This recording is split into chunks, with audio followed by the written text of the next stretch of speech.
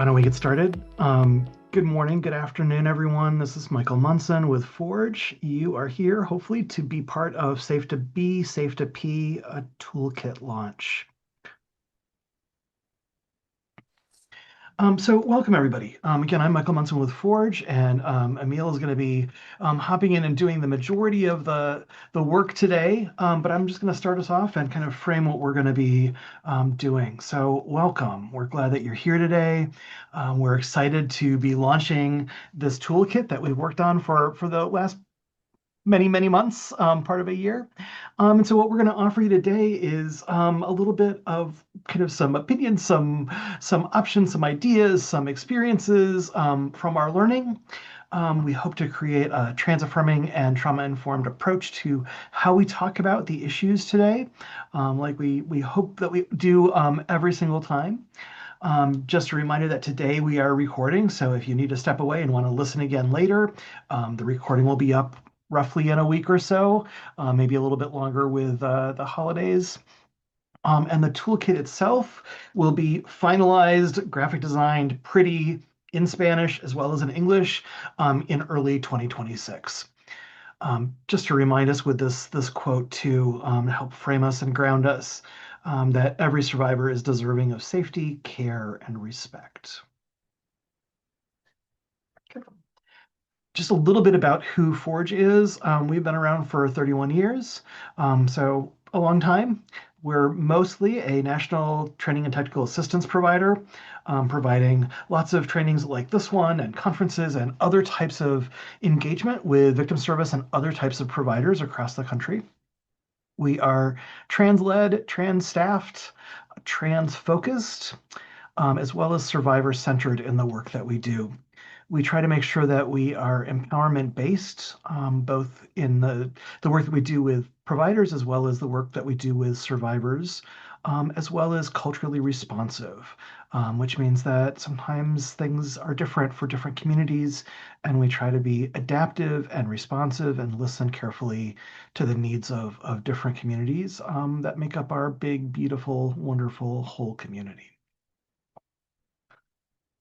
So the agenda for the day is pretty simple. We've got the next 90 minutes, and we'll tell you a little bit about the purpose of the project, the toolkit that you're all here to listen and learn about. We'll give you some background about what kind of went into that and what goes into some of these issues that we're going to be talking about today. We'll spend a lot of time, Emil will spend a lot of time talking about kind of what makes spaces safer. And specifically, we're talking about bathrooms, locker rooms, changing rooms, those kind of intimate public-private spaces. We'll then have a chance to kind of put some things into action, so to speak, on a webinar with a case study. We'll do a little bit of another final review of what's in the toolkit and a little bit of time for discussion. So that's our quick agenda for the day. This guide and this webinar are funded by Reliance. We are so grateful to be funded by them again. This is our second round of being funded by them, and we just are so grateful that we have this opportunity to do progressive work and work that's not being allowed to happen in some other venues. So we're always grateful for their partnership and their support of the work that we're doing and their commitment to trans survivors. So just a really kind of quick snapshot of what the toolkit is, and Emil will go into a little bit more detail as we move along today. So the toolkit is meant to be a guide that is focused on preventing sexual violence in bathrooms, locker room, changing areas, with a focus that is specifically on safety and inclusion for trans and non-binary people. So bathrooms, locker rooms, changing rooms are kind of the catch-all for those, again, kind of public-private places. Throughout the guide, the guide is set up in kind of three ways that will have three different kind of content framings. One is around the primary prevention concept, so really kind of laying out what some of those primary prevention modes and roles are. There are several case studies throughout that kind of really put things into action and give things a little bit of life and some practical applicability to many people's work. And then there are accompanying tools to make changes in your organization or in the work that you do. So who is the toolkit for? The toolkit really is for anybody that's interested in knowing more about preventing sexual violence within these public-private spaces of bathrooms, locker rooms, and changing rooms. So if you're curious about preventing sexual violence, we would love it if you would pick up a copy of the toolkit next year. If you're interested in and want to learn more about creating inclusive spaces, this is a toolkit that's for you. If you work or volunteer at or manage spaces that have shared locker rooms or bathrooms or changing areas, we welcome you to pick up the toolkit as well and check it out. I'm guessing that not very many of you on the call today are coaches or athletic directors or otherwise involved in sports, but if you are, we are excited to have you check out the toolkit as well. And if you're not one of those folks and you know coaches or athletic directors or other folks that are involved in sports, we encourage you to share this webinar with them as well as the toolkit with them, because sometimes those folks in sports are kind of set apart from some of these discussions. And we would love for them to be part of it. If you're a sexual or domestic violence advocate who wants to support trans and non-binary survivors, this toolkit is for you as well. And if you believe that the safety and inclusion of all people is important, this is definitely for you. So that's a little bit of a kind of a nutshell of who it's for, what is in it, in less than 2 minutes. And Emil, I'm going to turn things back over to you then. Thank you. And I'd love to hear more, from folks in the chat about what's bringing you here today, what roles you have, because that can help us frame some of this conversation as we go on. But I want to start with why this matters. And I mean, for one, trans people deserve safety. Everyone, every human deserves safety, the right to exist and have a full, robust life free from violence and free from sexual violence, harassment, and assault. Unfortunately, in the world we live in today, trans and non-binary people are under attack from individuals, from communities, from politicians, from lots of different places. There's systemic hate-based violence happening. There's legislation that attacks our rights. And on top of that, trans people are then being blamed for the violence that we experience, as well as we're being accused of contributing to violence against other people. When what's actually true is that trans and non-binary people experience much higher rates of violence, especially sexual violence, than cisgender people do. We know that over half of trans and non-binary people have been sexually assaulted. Chances are the numbers are much higher than that. Unfortunately, a lot of the data around trans and non-binary people is being erased or no longer gathered. So some of the statistics we have are old and don't really reflect our current reality. And and all of that matters because we know that inequality increases violence. So any place where there's systemic discrimination, where some groups of people are valued more than other groups of people, there is going to be an increase in interpersonal violence, in harassment, sexual assault, intimate partner violence, discrimination, all of that. Um, so that means kind of the reverse is true, that where we can increase equity and inclusion, then we can increase safety and decrease violence. And we also really fundamentally know that everyone has the right to participate in public places, sports, and leisure activities. That is part of being human and existing in this world, is that you should get to do those things and do those things safely and freely. So those are some of the like foundations for this toolkit, is that unfortunately trans and non-binary people are not safe in a lot of places right now, and we want to figure out how to make um, them safer and make everyone safer in these particular places. And we decided to focus in on bathrooms, locker rooms, and changing areas for a few reasons. One, those are highly policed and surveilled areas. They're the major focus of a lot of discriminatory legislation or attempted legislation. Not all of the proposed bills come into fruition. Um, they're, a major talking point of anti-trans rhetoric. So there's a lot of heightened danger and attention on these places that we felt was important to address. And it means there's an opportunity for increasing safety and inclusion. There's ways that any of these kind of public-private places, public bathrooms, locker rooms, changing areas, could be made safer. And that's going to decrease violence for everyone. And so part of this toolkit, while this toolkit is very trans focused, we know that the principles and the ideas in it are going to help prevent all types of sexual violence against people of any gender. So we're hoping to make spaces safer for everyone as well as for trans folks. Um, and we know that all of these places, they aren't just extra or frivolous places, they are fundamental to our right to public life.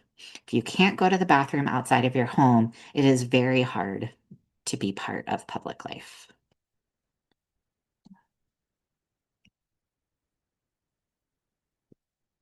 So here's just a snapshot of some of that unequal access and discrimination I was talking about. This is a map by the Movement Advancement Project. Of just in 2025, bans on transgender people using public bathrooms and facilities according to their gender identity. So the dark red color is states that ban trans people from using bathrooms or facilities consistent with their own gender identity. Um, Dark orange bans trans folks from using bathrooms and facilities consistent with their gender identity in K through 12 schools and some government buildings versus like all places like in the reds. Um, and then the lighter orange, which is like these couple states, Kentucky, Virginia, Tennessee, bans use in K through 12 schools. And beige is where there's no state ban, but the triangle, which we see even in some of the beige states as well as several others, is there's a state law that makes it a criminal offense in certain circumstances for trans people to use bathrooms or facilities consistent with their gender identity. Or the state has a law or policy that defines sex in a way that impacts how trans people use the bathroom.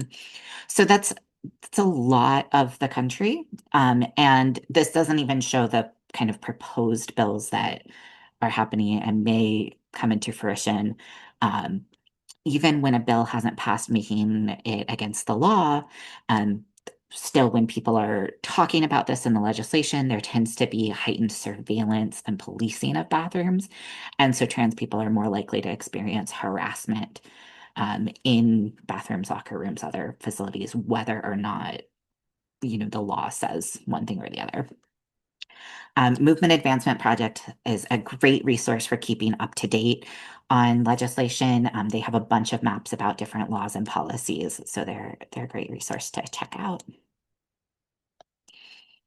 And then we want to kind of draw the connection. So we talked about discrimination and why bathrooms, but particularly like we're looking at sexual violence in bathrooms, which is not the only type of violence that happens in bathrooms or locker rooms.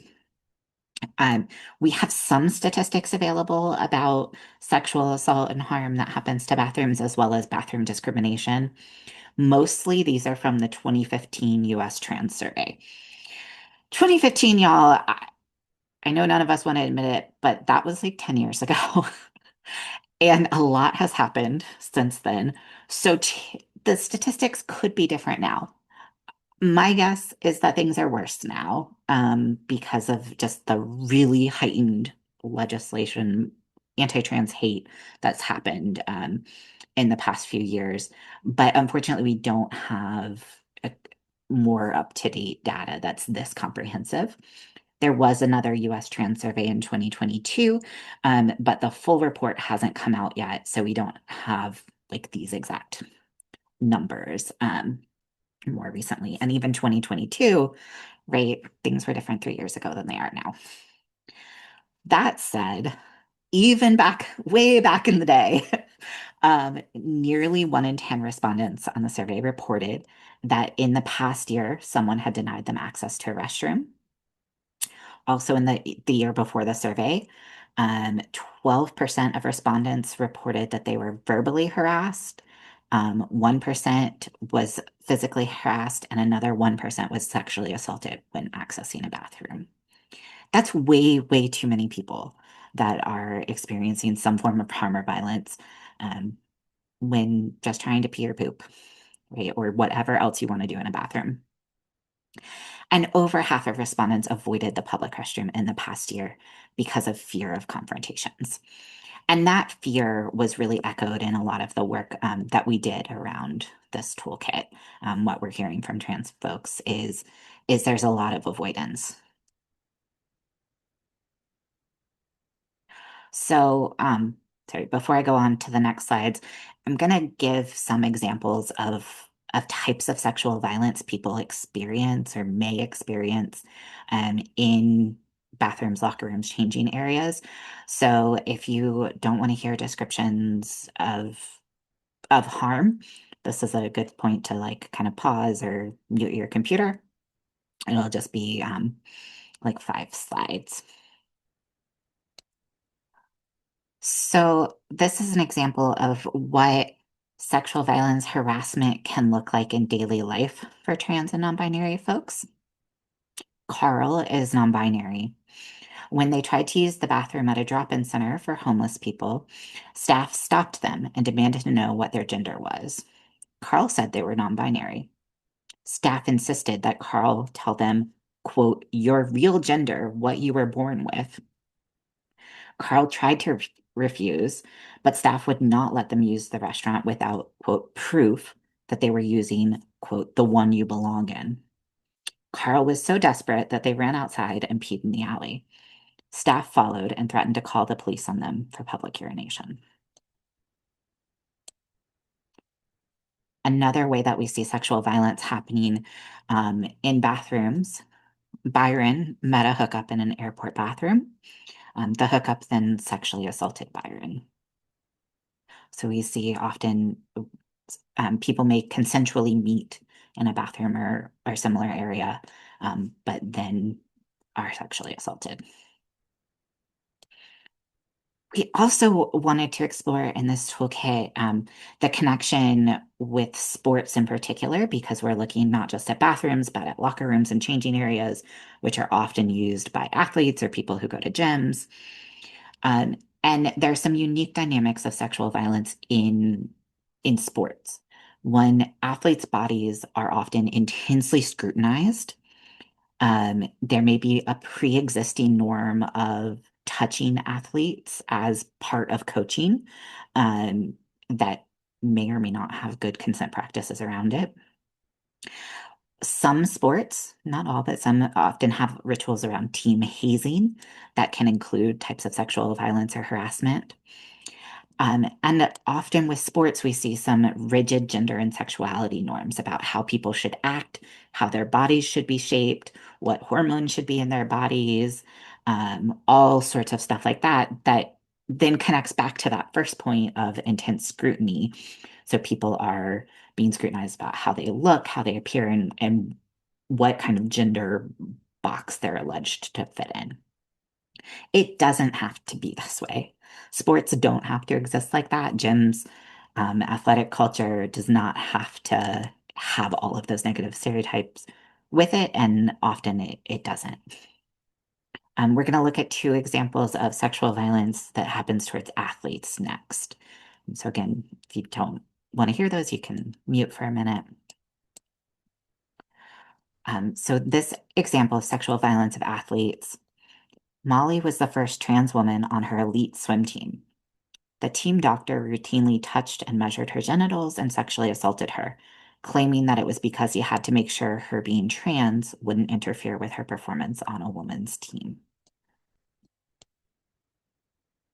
And in our second situation, this looks kind of at the sexual violence that may be committed by teams.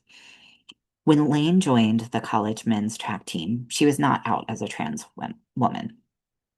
The team made everyone run the track naked as part of their, quote, team spirit activities. New members were filmed naked and the videos were posted online without their permission. When Lane asked the team to take them down, she was told it was just a joke and to ignore it. The team constantly talked about the size and shape of new recruits' genitals and would often slap their crotches, quote, for good luck before meets.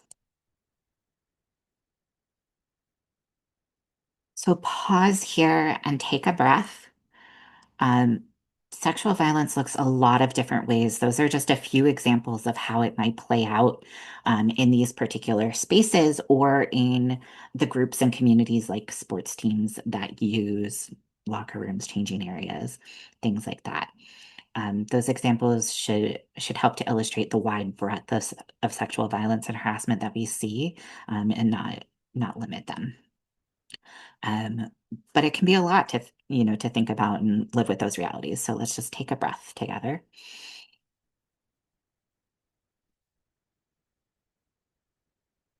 Drink some water. Imagine you're blowing that bubble.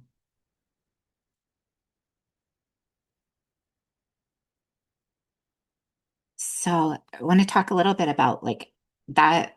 That's our motivation behind the toolkit. Kind of the reality of the world we're living in that we wanted to grapple with. So what did we do? Um, we conducted a lot of different types of research to make sure that we're really informed by trans and non-binary survivors, by folks who use the spaces that we're talking about, as well as similar work. So we had a focus group of trans and non-binary folks who consistently use locker rooms and changing areas. We did interviews, again, with trans and non-binary folks who were involved in kind of a range of different things. So some involved in campaigns to make inclusive bathrooms, in K through 12 schools, in universities, at gyms, some who are really involved um, in gyms in general and could speak to that culture. So a lot of different people. We also did research, what kind of data is out there, what statistics, um, what what could we find already? And then looked for examples of a similar overlapping work too. We don't want to reinvent the wheel. We want to build on the amazing brilliance of people already out there. So a couple resources that have been really beneficial throughout this process, I want to share now. The Assist used to be called the Army of Survivors, but this is a athlete survivors organization. So they are founded by and led by athletes who've experienced sexual violence, who are working to provide support to other athletes as well as prevent sexual violence. So they could really speak to like the sports angle of this. Reliance, our fabulous funder, also has a great roadmap and good resources for, again, really sports focused on how to prevent sexual and domestic violence and ways to engage sports community in this work. And then two others. So Space is a toolkit created by the folks who wrote Sexual Citizens. This looks at sexual violence prevention specifically on college campuses. So it's really about like how our location impacts experiences of sexual violence. And they've created toolkits for institutions in order to address sexual violence. It's primarily campus focused, but a lot of kind of the ways of thinking about violence prevention in terms of physical locations have been partly informed by this work. And then another great resource that we leaned on is the Building Dignity Project, which looks at building trauma-informed spaces. It's primarily focused on domestic violence shelters, and again on trauma-informed. But what we know is that trauma-informed, it has a lot of overlap with inclusive, and those wing spaces are inclusive, trauma-informed, accessible. They also often tend to be safer and can help prevent violence. So we share this as a resource in another place that we did some learning from. Again, as Michael illustrated, the toolkit and pulled all of that together There's a lot of background material on like what are prevention concepts, so that we can kind of talk about the like why the ideas in this work. Um, I personally find that really helpful because when you understand the why behind something, then you're able to take it and adapt it to your situation. We also looked at an overview of trans folks' experiences of sexual violence. We have a few kind of like pop out things like frequently asked questions about all gender spaces. Um, uh, what we get as technical assistance providers a lot are questions about like what even is that? How do you have a bathroom? Like what does it look like? Who uses it? So we wanted to answer a lot of those common questions for people. And as Michael mentioned, again, we have the case studies and then we have some tools on how you can make organizational change. Because sometimes you can have all the best ideas, but you have to convince the people at your agency to utilize them. All right. So today we really want to look at a little bit of the sexual violence prevention aspect and principles that are talked about in the toolkit. Um, I'm curious, how if people could share in the chat, like how much experience with prevention do you have? Are you already engaged in prevention efforts? Is it new to you? Let us know in the chat.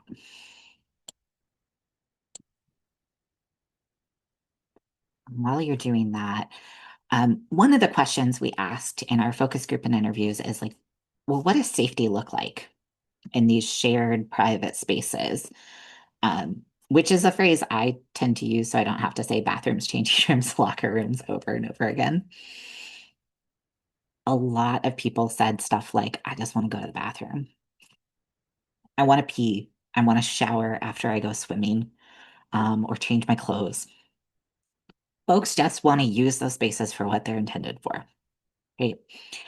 So safety would mean the ability to use bathrooms and locker rooms for their intended purpose without the fear of harassment, assault, or arrest. Um, so we also you really wanted to be sure that that harassment and assault, it's not just coming from other people that use those spaces. It's sometimes coming from staff, and then it's also sometimes coming from the police or security. So we want to prevent violence that's happening, that's done by all of those different groups. Safety means that people are not going to experience violence, harassment, bullying, invasive procedures or questions to access the facilities, or being barred from a place due to an aspect of their identity, such as their gender, but that could also mean an ability or disability, or race, religion, any other reason. What we find is that trans people frequently are experiencing all of these negative things, or at least some of them. A lot of invasive questions, um, which sometimes are part of sexual violence, especially when people are asked to prove or demonstrate their gender, asking to show private parts of their body to other people in order to access a space. That's definitely sexual violence. So in bathrooms and changing areas, specifically, when we talk to people about, well, what does safety look like? They said physically accessible spaces. So a lot of people talked about like, how do I get in the space? How do I move around the space? Can I even use it? And this is for everybody, but we were hearing a lot from folks with mobility related disabilities, people who used wheelchairs, rollators or walkers or other kinds of mobility aids, or people in larger bodies who talked about, sometimes bathroom stalls would be really narrow, too narrow and uncomfortable. Um, so safety means that you can get in the space and that you can get out of it easily. Safety also looked like the availability of private spaces, that privacy should be an option in any of these areas. So you that seems common sense, right? But then if we look at a lot of bathrooms, There's giant cracks in the stall doors between the edges. They come several feet off the floor. We know that in some locker rooms, there's, either no shower curtains or torn shower curtains. We heard a lot about like high schools where it's just a row of shower heads along the wall. And maybe in theory, you're not fully undressing, you're just rinsing off under those shower heads, but it still didn't feel private enough for people. So having the option of privacy to change to undress to use the bathroom is all really important to people. It also is important that you have the ability to share the space with the other people that you're with. So that could be family members, children, personal care attendants, whoever. Um, so that speaks to the importance we see in a lot of places, kind of family bathrooms that are often single user in that they have like one toilet, but they're a larger space so that adults and children can go in them, somebody with a personal care attendant can go in them. But folks who are in groups and need to stay in those groups should also have access to, multi-facility spaces. Another theme in terms of safety was this balance between privacy and isolation. So having locker rooms or bathrooms in places that aren't super isolated, but aren't super public. So, right, we don't want people watching us and surveilling and kind of monitoring who goes in and out of the bathroom all of the time. But we do want people to be able to be aware of it. And folks wanted to be able to access help and support if they needed it.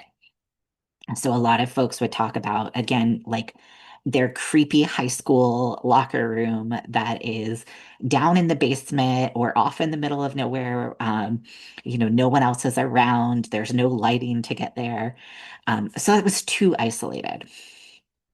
Uh, and then clean, sanitary with appropriate supplies. This helps people use the bathrooms for their intended purposes. This means trash cans in every stall of all bathrooms, stuff like that. And finally, easily available help if needed. So we are a lot more examples in the toolkit, but this can look like signs around the bathroom about who to talk to, how to get support if something happens that you don't want to happen.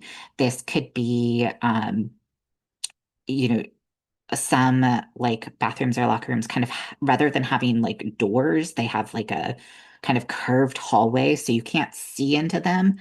But there's not like a physical barrier. So sound could travel out. For example, somebody could call for help if they needed it. Or the like call cords that are sometimes in, hospital bathrooms. There's lots of different ways that like knowing that help is available and support is available, knowing who to talk to if you have a problem was a big theme in safety. So we've got kind of what kind of violence is happening, what safety could look like, so what we want to do. Um, and then we have like what comes in the middle, which is our violence prevention strategies. So how do we get from where we are now to a place of safety? And why do all of those things I just talked about? Why do they help prevent violence? So some of the key strategies that we looked at in this toolkit are changes to the physical environment, cultural shifts, education of individuals, meaningful oversight, and clear and effective response policies. I'll go into each of those in more detail in a second. These work because what they do is address a few different things. So they can address the individual motivation behind sexual assault. They address community norms about sexual violence and the ease with which people are able to commit sexual assault.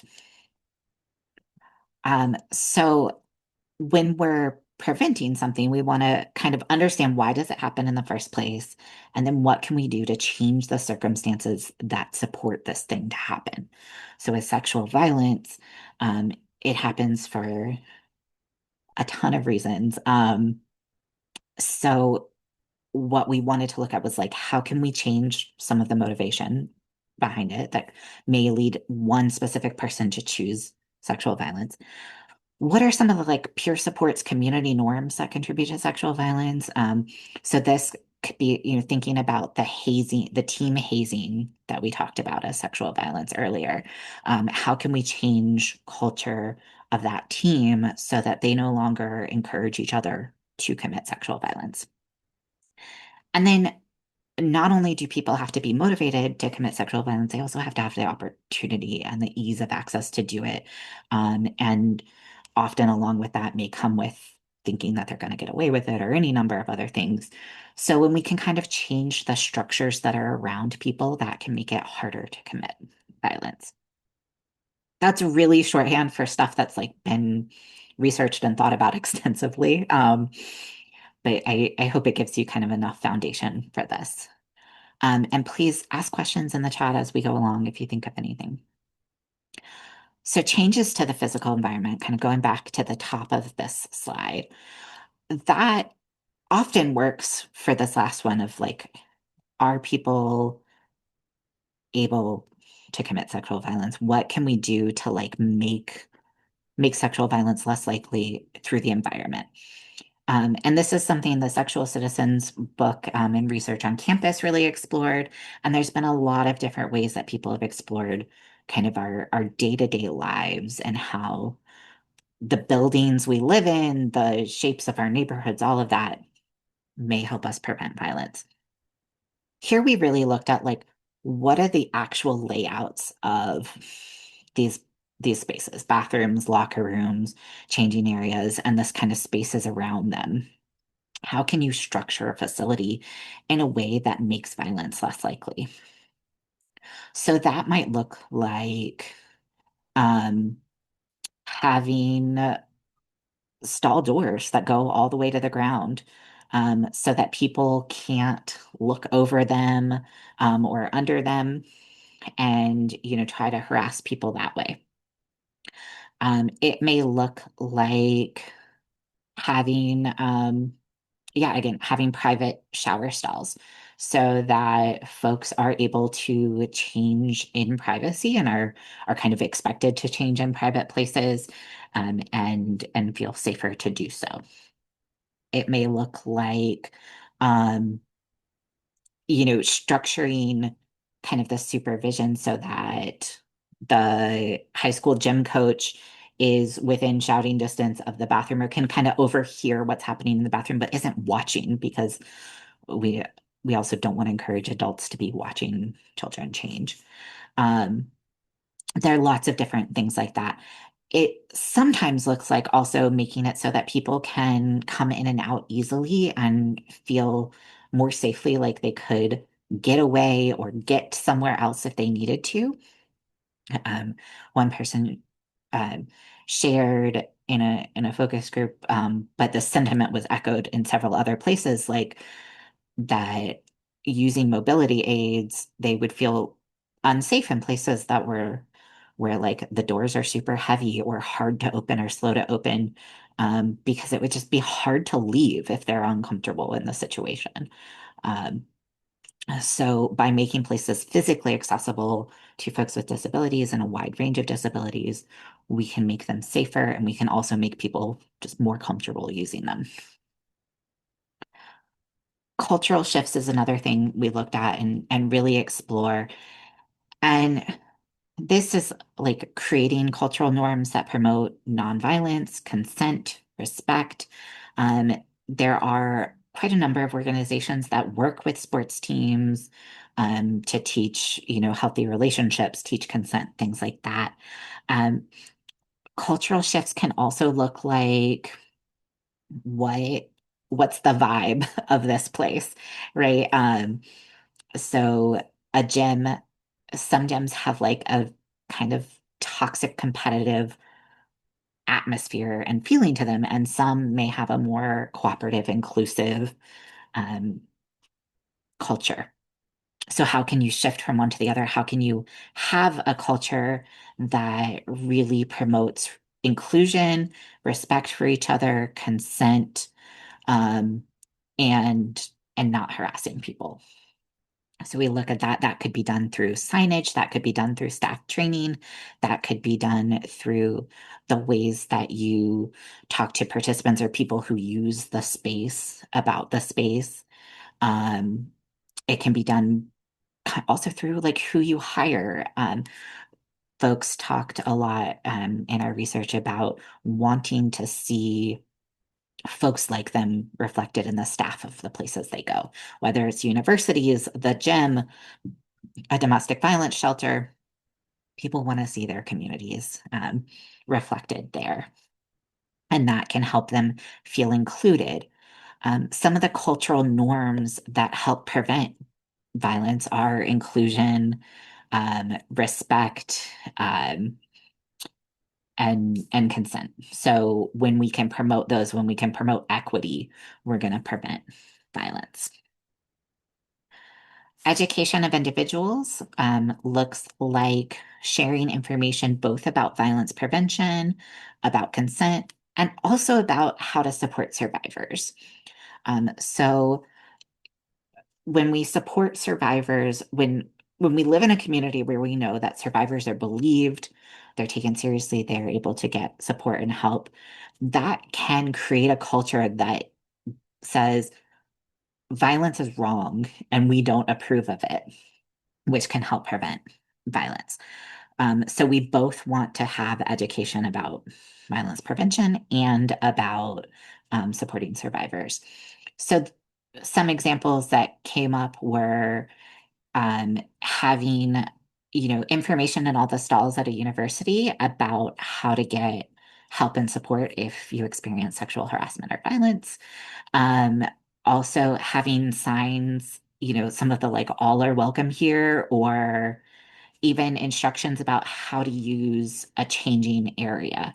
Um, so not everybody has been to a gym or a locker room before. So having instructions like, please, don't get undressed fully in the like public shared environment. Please only do that in these private changing areas.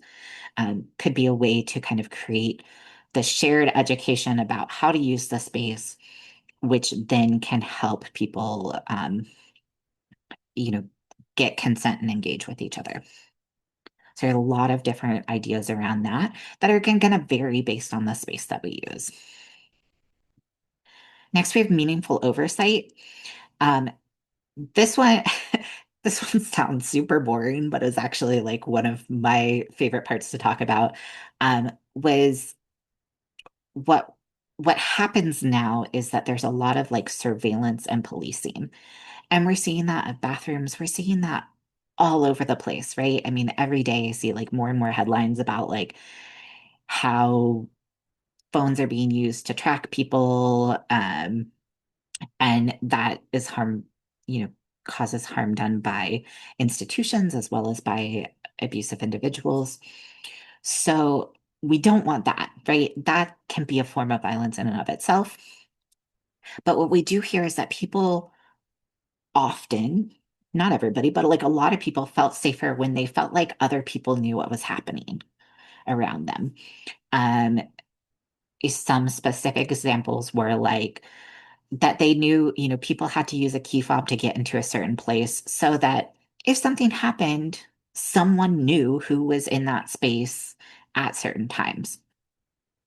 Other examples were just like staff seemed to be paying attention. They greeted people when they came into the area. They said hi. They were looking around. They were paying attention. That's really different than like a sort of policing that's looking for things that are going wrong or badly. Um, and and so meaningful oversight looks like that. It looks like how do we pay attention to the space around us? And it's also connected to the next one of how do we pay attention to the policies and procedures we have, and are they actually being followed and enforced the way that we mean for them to be? So if we have a policy that says people can use whichever bathroom feels right for them, if for some reason your bathrooms still have gender labels on them, um, how is how is that enforced? Are we making sure that people are not harassing other people for their bathroom use? Do we make sure that staff know that so that they're not trying to police who goes where?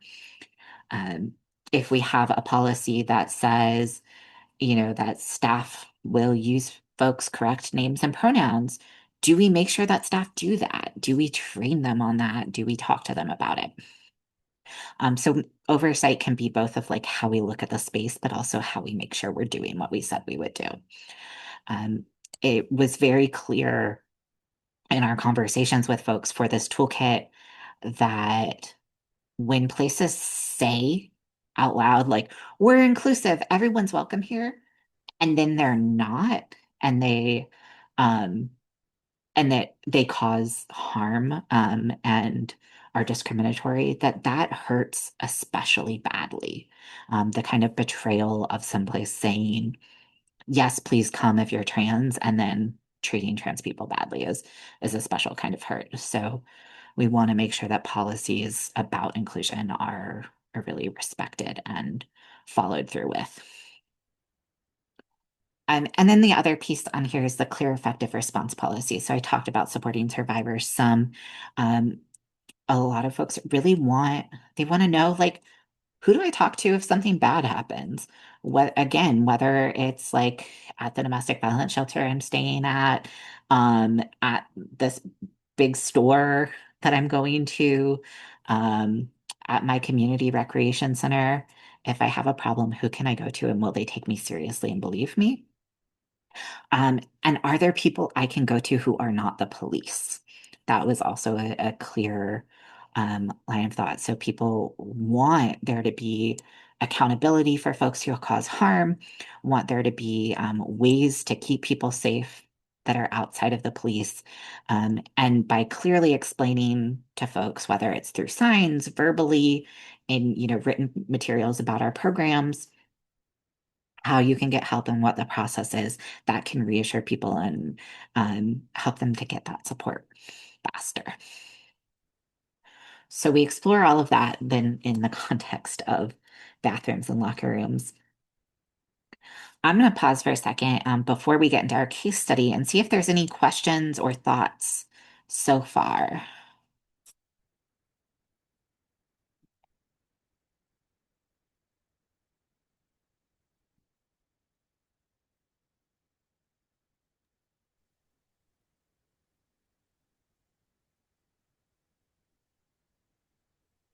As y'all are thinking about it, I see someone asked for real life examples and tips. We definitely throughout the toolkit, and I think it's not actually in a slide, are like have inclusive, gender inclusive spaces. So there's so many ways that we can have all gender facilities that create safety for everyone and still have privacy and support that people need. And that can be, we can do that through shaping the physical environment, having, individual privacy, stuff like that. And we give some examples of like layouts within the toolkit. Um, Michael, before I pass it to you for the case study, did you see anything else in the chat or want to add anything there? Here, and it looks like our chat is quiet, so people can chat. We love to chat. Should we All talk right, about our case study? let's do it. All right. Um, so Emil's the better stretcher than I am, but I encourage folks, if you haven't taken a moment to stretch, or drink a little bit of water or tea or coffee or whatever it is that you do or want, to just take that moment now, because we've been sitting here for a while, and we're going to talk about some more heavy things. Throughout the next few minutes, we're going to really encourage you to take care of yourself, but also to engage as much as you feel comfortable in the chat. All right. Hopefully, we're all stretched out, or as stretched out as you can be in your current environment. So we're going to talk about one case study, a little bit more involved than the couple that Emil read as examples before. And what we just to lay out the scope of things, I'll read it out loud so that we all have that in our heads. And Emil and I will have a little bit of a conversation about it while we pose some questions to you all. So we're encouraging you to think about the questions, think about the conversation, think about the case, and offer your thoughts in the chat, which will hopefully stimulate other folks to think about things that they may not have thought about. Okay. So this case study is homeless shelters drop-in center showers. Crestview is a shelter that provides daytime services for unhoused individuals. They provide meals, places to sit and spend time during the day, laundry and shower facilities, and case management. Crestview's facilities are older. There is little funding available for renovations. Several people have shared that they do not use the showers anymore after uncomfortable experiences. People shared stories of people having things stolen, being harassed, and at least of one staff person watching people change. The bathrooms at Crestview are sex segregated. Staff monitor who comes and goes from the bathrooms. Hygiene supplies are kept in a locked closet. Showers are organized in a row with old curtains between them. So that is kind of the picture of this one shelter facility. So as Emil and I are talking, we'll leave the screen up and we'd like you to think about some things like what can Crestview do to address the concerns of our program, the program participants? What are some affordable changes to the physical setup of the shower area that they could implement? What are some longer term physical changes that the program could invest in? What policies and procedures may help Crestview create a safer environment? And the last potential question to think about is who should be involved in decision making about the changes?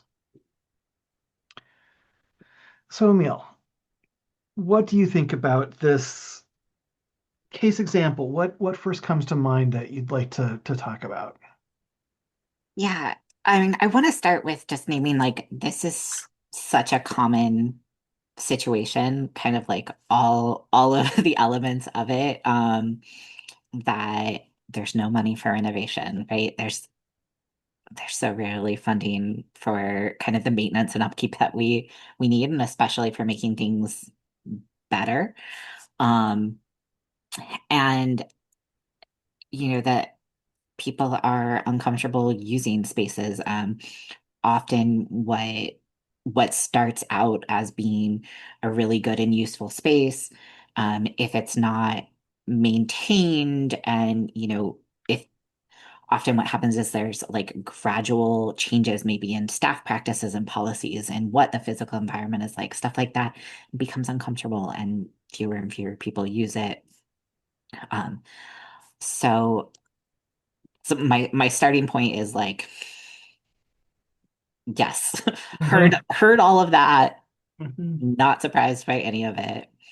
Um, and I think, my first step is like I really want to hear more about from the folks who are using the space. They've shared we've got some of the specific stuff being stolen, a staff person watching us, harassment. Is there more in this in what's uncomfortable? Um, Specific details, that we can look out for.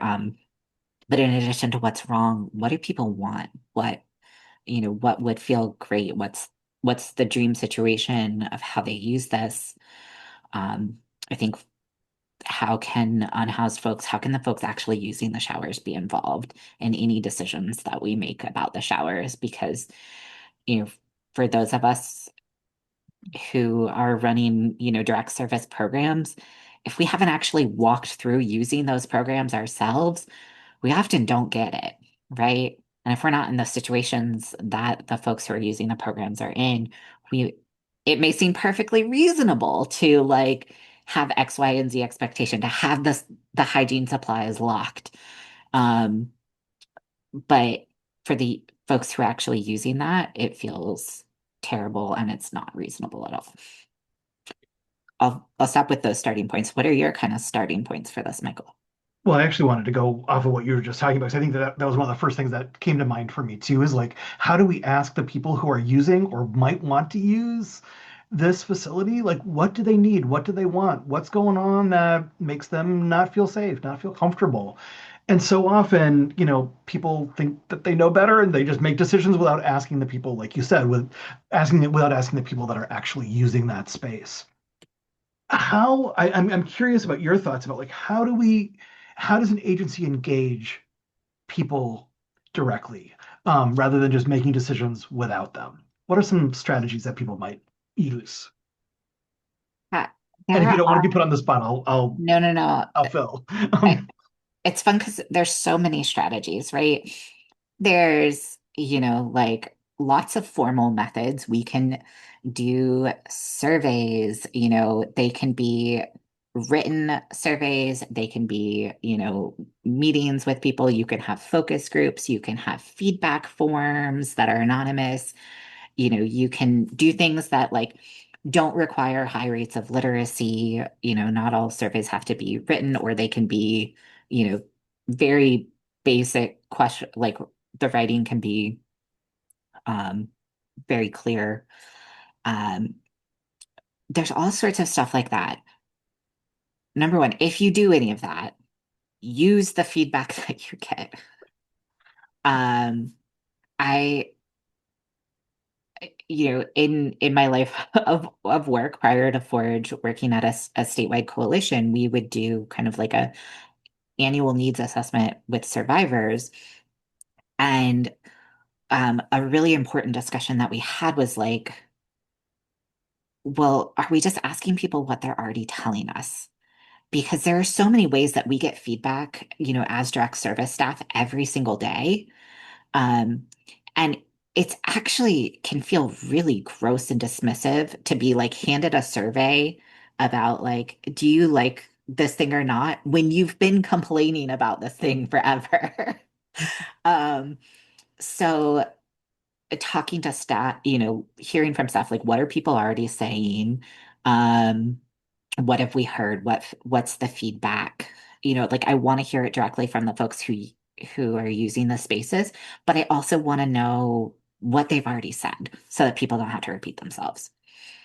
Um, there's also sometimes our metrics can help us get information too, of like, oh, we used to have 100 people a day come through and now we only have five.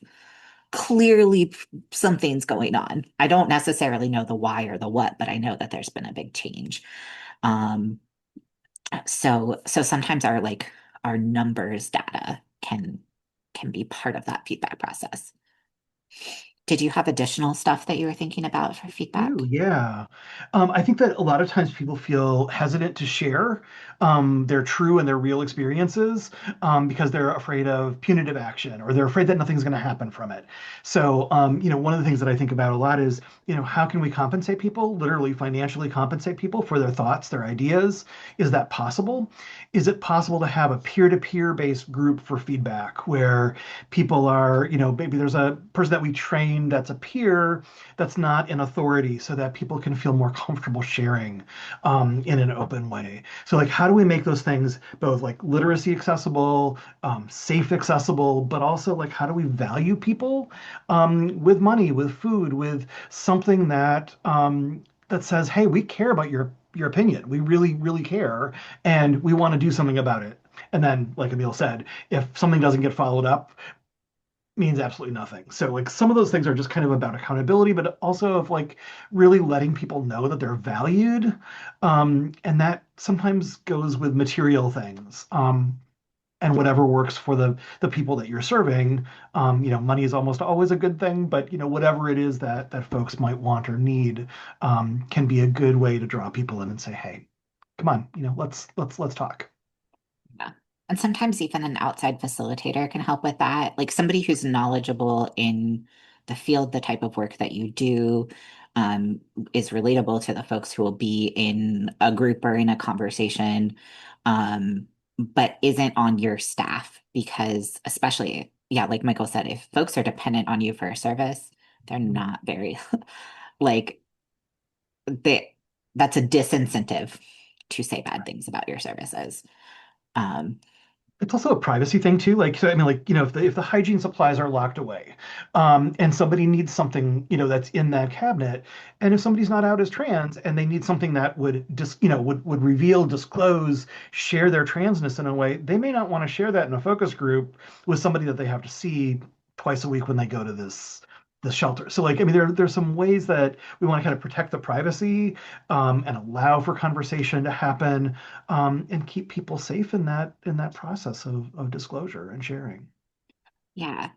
I think so kind of stepping away from the like the involvement of the folks who use the space. I hope it's very clear to everyone, like please involve people who use whatever the space is and whatever your process is. Um, I what Michael just you just said brings to mind like some of the like key values of our work. Like there are things that we know are are helpful.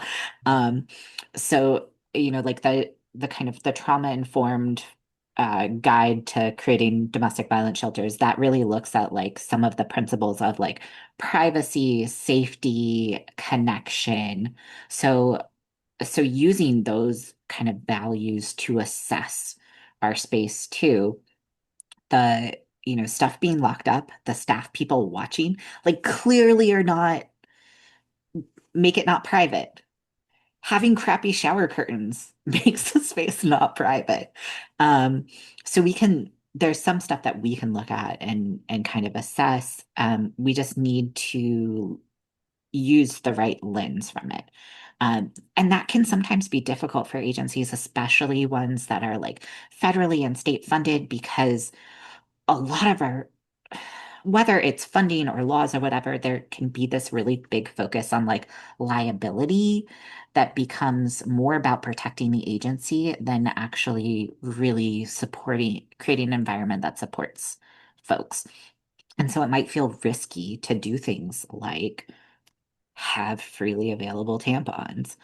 Um, because what if somebody takes 500 tampons? Well, what if somebody takes 500 tampons? Then they have 500 tampons. Great. Mhm. Um, and I know that's like easier said than told to your finance person who's like, so where do I get the money for 500 more? Um, but we kind of have to we have to bring in those values and those ideas, and then we have to like fit our budgets to them. And heads up to any funders who are joining us here today, like Mhm. fund that stuff. Make sure that people have, that organizations, agencies have ample funding for supplies, for renovations, for like making the spaces useful and practical. And so that people don't feel like they have to lock up the soap. Um, And I mean, what you just mentioned is, I mean, it's great to really call out the fears that a lot of agencies have. I mean, those are real fears, like where do you get the money to replace stuff? But when things are like out in a public space, they're less likely to be uh, consumed more voraciously, right? I mean, somebody's not going to like dump all of the 500 tampons into their bag when it's out in a more open space that's not locked up. So then, like, there's some pros and cons to having like that availability, because it almost becomes like self accountability between people because they don't want to be seen grabbing all of the soap or grabbing all the tampons, which is kind of a silly thing, but like, I mean, a lot of it works out just fine, just fine. yeah. And I think there's often when folks know that they'll be able to get more if they need them, I don't have to take all of it right now because I know I can come back tomorrow and get more. Sometimes it takes a time to balance that out, especially if, like I think a lot of folks are joining us from sexual and domestic violence agencies. Like if I've been in an abusive situation where somebody has been preventing me from having that stuff, like hell yes, I'm gonna take a lot of it because I finally can. Um, but over time, with steady access, that behavior might change. And that behavior is not necessarily harmful, so it doesn't need to stop. Um, I didn't realize I was going to go on my rant about like taking lots of tampons, but what, so other things, let's talk about the sex segregated bathrooms. Um, what are your thoughts? What should they do? Why is always the question that I first think about. Like, why do we need to have sex segregated bathrooms? So, not knowing the details of what their bathroom structure looks like, it is so simple to create bathroom spaces that are for any and all genders. Um, and again, we don't know, this description doesn't share, is it multi-stalled? Is it a single toilet? Is it, what is it? But so often people just go with what has always been. Or hey, when we bought this building, it had a men and a women's sign on it. So therefore, this is the men's and the women's room. And that's just how we've always done it. So that's how it's always going to be. So like sometimes it might just be, you know, somebody saying, "Hey, well, why are we doing this? I mean, like if people are coming because they want to use the bathroom, they want to use the showers, they want to get a meal, like let's make it easier for everybody. Let's just slap the toilet sign on both of them, make sure that everybody knows that, and away we go." I mean, it sometimes it's as simple as that. Sometimes it's a little bit more complicated, but sometimes it's as simple as that. And I think we get worked up sometimes about like making it more complicated than it needs to be because it's Yeah. usually pretty darn simple. What are your thoughts? Yes, to all of that. And your way, what I hear most often from folks who have concerns is like this sort of like, well, what if somebody walks in on me? What if, it's like that's why we make places actually private. Um, and I think that that often really commonly comes up at domestic violence shelters and which sometimes have bathrooms that are more like the bathroom at your home. And it's like, we'll have a lock on the door. This is like a single use bathroom. So why doesn't it have a lock? But for multi-occupancy ones, how can we like I don't know what their shower setup is exactly, except that it's not great. They have crappy curtains. How can we kind of create private shower stalls? So if a shower and within that shower area have like a dry area where people Right. can store their clothes, their towel, and what they're going to change into, right? Because when you shower, then you have to dry off and you have to get into new clothes, and you don't want to do that in a place that has like a wet floor. Um, and you may need a bench to sit on. You may, there's stuff like that. So can we kind of build that out so that there are single occupancy changing stalls that are connected to the shower areas so that everybody can do all of the business they need to do for hygiene in one place. Um, or at least for shower type hygiene, because then there's like your face and shaving and stuff like that. So when we're thinking of hygiene, like having lots of access to bath to sinks, possibly having private, sink stations. Again, for trans folks may not feel comfortable shaving in front of others or doing whatever other hygiene stuff for their face they want to do that may out them as trans. Um, those things can be really supportive. And honestly, they make most people feel better to have that option of privacy. And so I would, one thing I would talk to Chris about is like looking at it, like, how do we get creative? So right now, you don't have much money, if any money, to change it. What can we do that's cheap but effective? And then how can we fundraise to do something that's even better in the long term? Um, I'm seeing in the chat, kind of going back to the resources question. One person says a lot of houseless folks take lots too because of that lack of access to resources, trauma response that should be supported with access to resources and not taken away. And the whole point of providing resources is so they can be used. Yes, I love that. I think I sometimes like the nonprofit, the direct services world, we can get caught up with that like admin side of things and forget like the whole point is so that people can have what they need. Um, and yeah, like thinking about healing, keeping people from having the stuff that they need is not an appropriate response to people, you know, taking lots of stuff.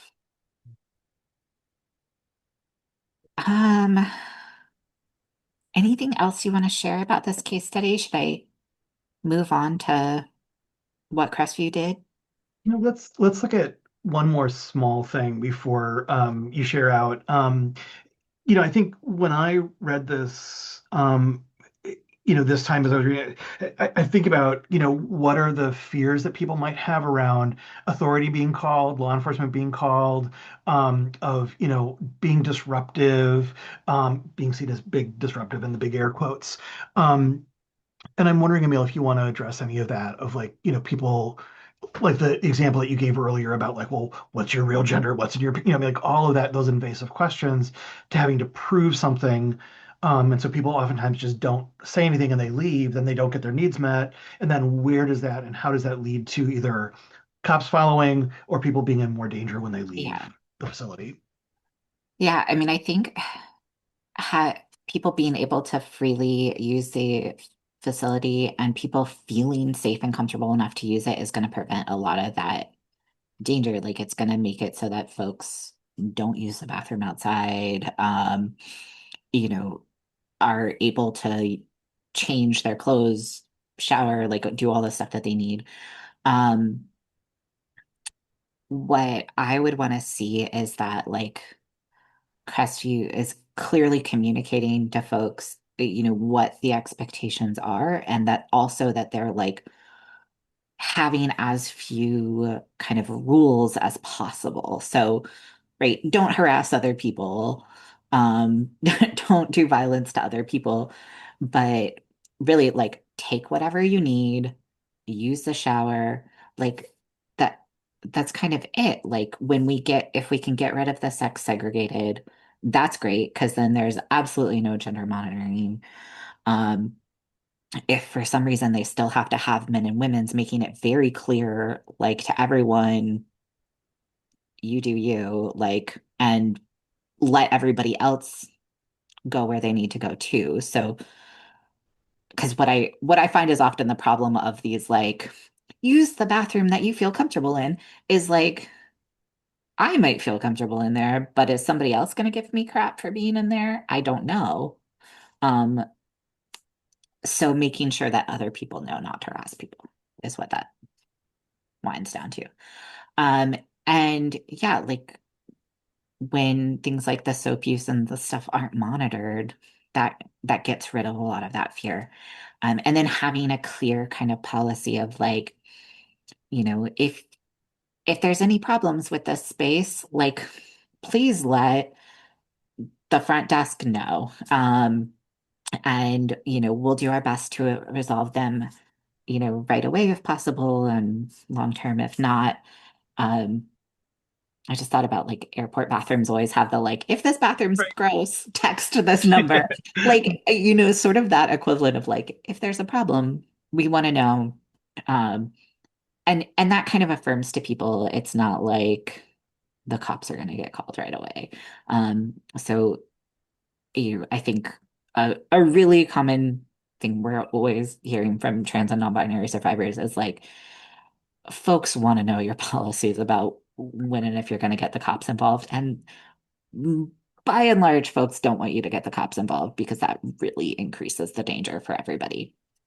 Um, so having that stuff clear to staff, to participants, to, everybody is super important. Did that at all? Do you have other thoughts? I don't even remember the question. It's good. I'm like, we just have to like get you rolling today, and you're like, you're on it. So way cool. This was fun having a conversation. I'm gonna step out and let you go through some of the other points. Hey, so, spoiler alert, Michael and I already knew what Crestview did. Um, but here's kind of one possible path forward. And y'all, I know you didn't share your thoughts too much with us, but you may have had ideas that are different or the same as the path Crestview took. So this isn't the only right path. It's just one of so in terms of the role of feedback, Crestview takes the concerns of participants seriously. They offer a few ways for people to share more feedback: anonymous surveys, one-on-one communication with team members, and focus groups. Staff and leadership walk through the experience of using services at Crestview to better understand the experiences of guests. In terms of policies, Crestview works with the guidance of trans people to update their policies about bathroom use. Crestview assesses their employee training and supervision. They increase trainings on workplace harassment and creating safer environments. Crestview creates policies for participants to more easily provide feedback to staff. A quick note on this one, works with the guidance of trans people. So that could include both trans folks who are using their services as well as talking to local trans community members or like a national technical assistance provider like Forge. There are a lot of different ways, and it may mean all of those because you can get, lots of support from already existing organizations as well as getting the direct feedback from users. In terms of physical environment, Crestview invests in new barriers between the showers. These go from floor to ceiling and do not have gaps. They also purchase clothing racks and stools for each shower stall to create a changing area. Each bathroom is equipped with a shelf of hygiene supplies. Staff regularly ensure the shelves are stocked. Participants no longer have to ask for what they need. Each bathroom includes menstrual supplies and soaps and a variety of scents. Um,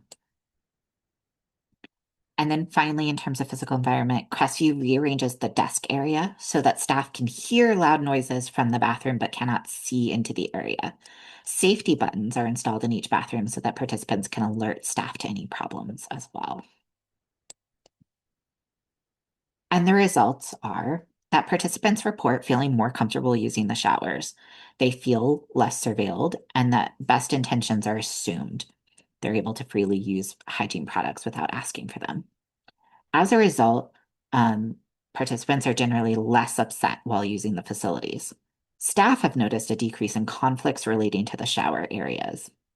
While the changes did cost some money, they were much less expensive than a full bathroom renovation. Crestview is exploring options to build out single occupancy bathroom areas. Right. One thing I noticed in this, we saw this a lot early in the COVID pandemic. A lot of domestic violence shelters stopped having different families share rooms. So it became, one person or one family per bedroom area. And then they were like, wait, there's way less conflict. People had more privacy, more personal space, less stress. And so there was less conflict. And so again, here we see how like people feeling better about using the space, like not feeling judged by staff, meant that it was easier for them to get along with each other.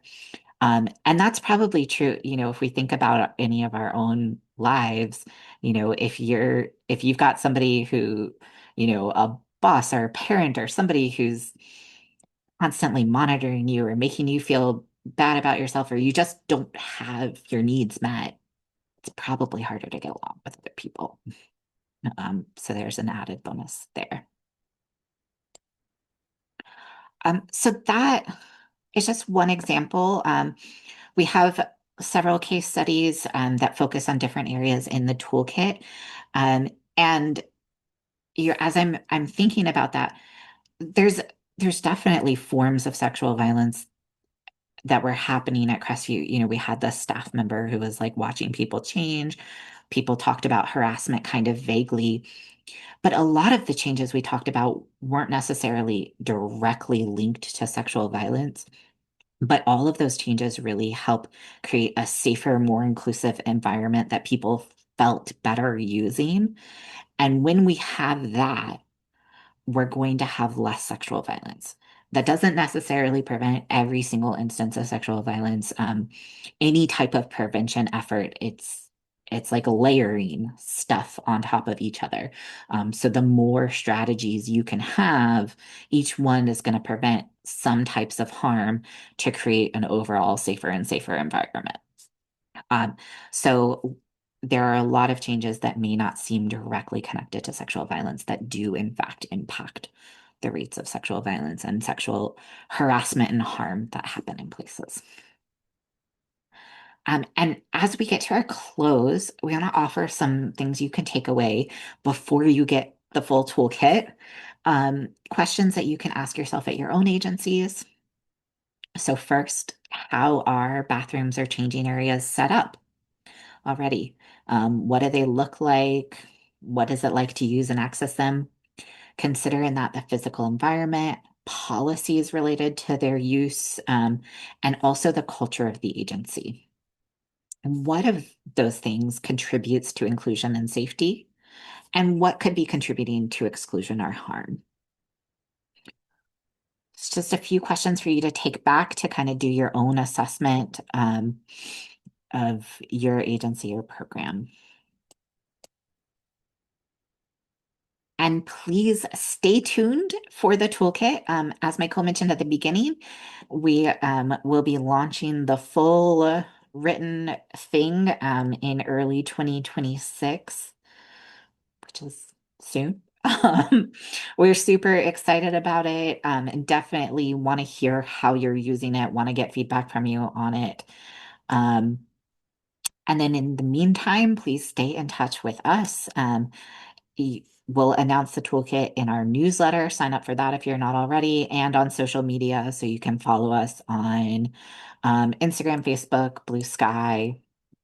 And you can also email me and Michael. Um, that's us and our email addresses. And we just want to say thank you all so much.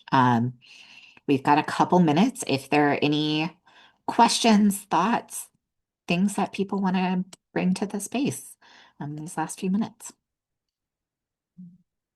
And please do fill out the evaluation that Michael just dropped in the chat.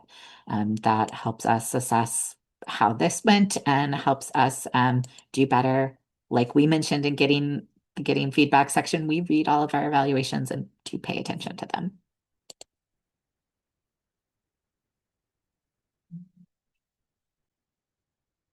I'm not seeing any questions come in. So again, thank you all so much for joining us. Thank you to our interpreters for helping increase language access with us.